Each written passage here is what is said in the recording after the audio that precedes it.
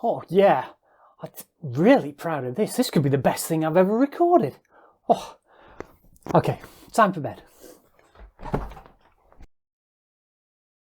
Right, let's have a listen to that song I was working on last night. Oh.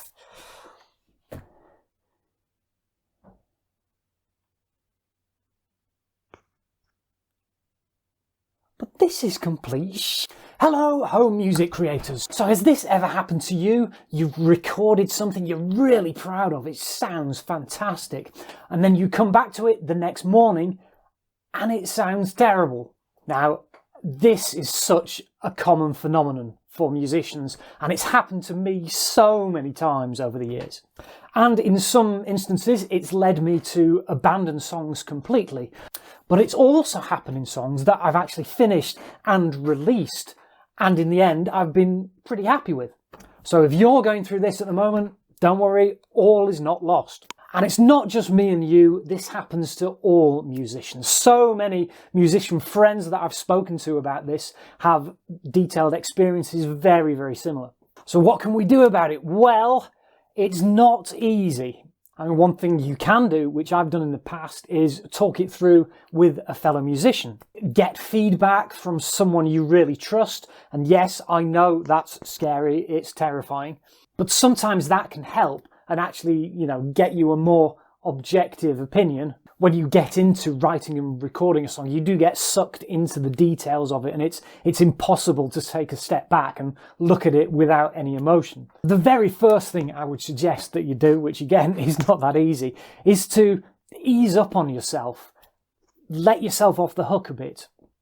Try not to let it get you down. And yes, I know you're probably saying, yeah, Paul, that's impossible. You are going to feel that disappointment, self-doubt, you're going to question your abilities, and this emotional roller coaster can be a very difficult one to ride.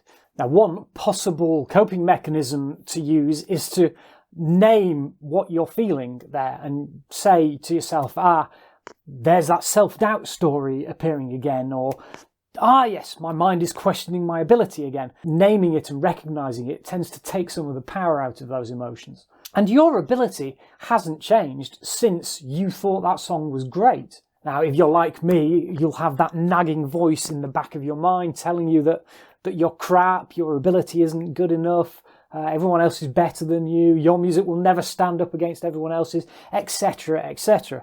And our minds do that. It comes up with all sorts of thoughts during a day about all sorts of things. But it's entirely up to us whether we believe those thoughts. We don't have to. If you have the thought, I am a tree, you don't actually have to believe you are a tree. Recognize those thoughts, acknowledge them for what they are. They're just thoughts.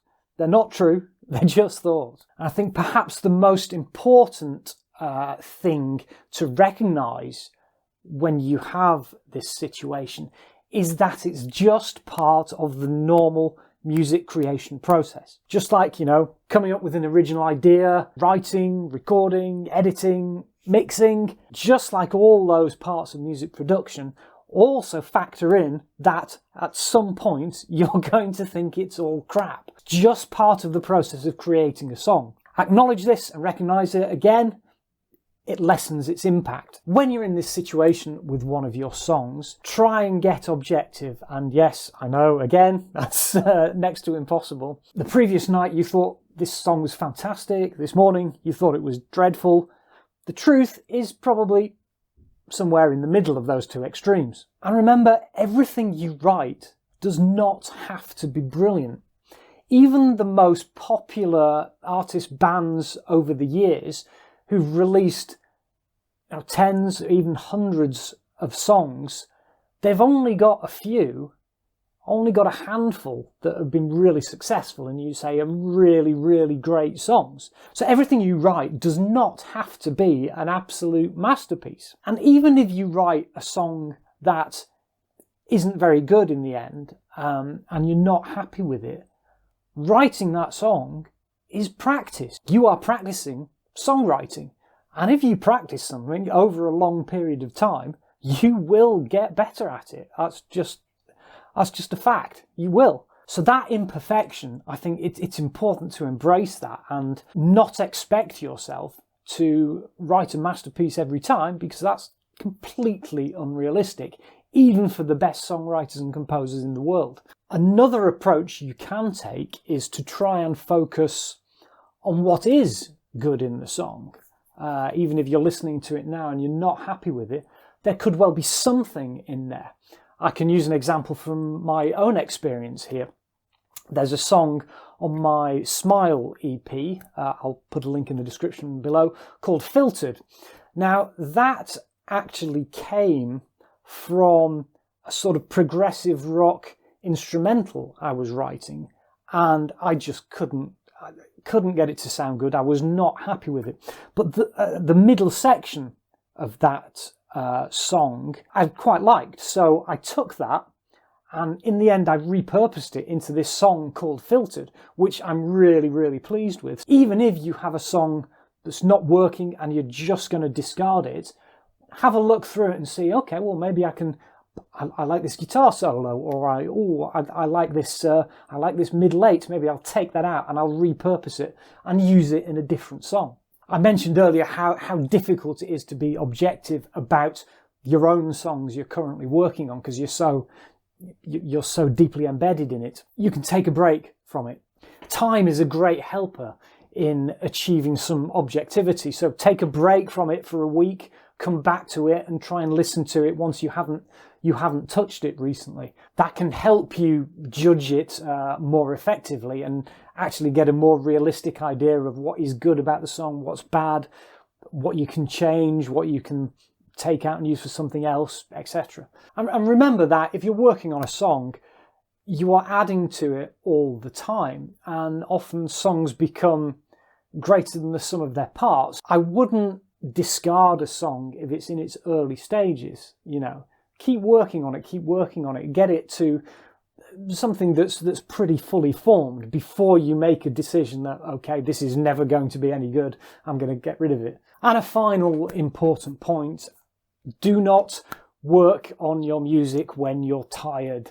It's impossible to be objective and make good decisions when you are tired. Now, I know when you're in that flow, I'm sure we've all been in that flow state, when you just don't want to stop because the ideas keep coming and everything you do, everything you add to the song seems to be great.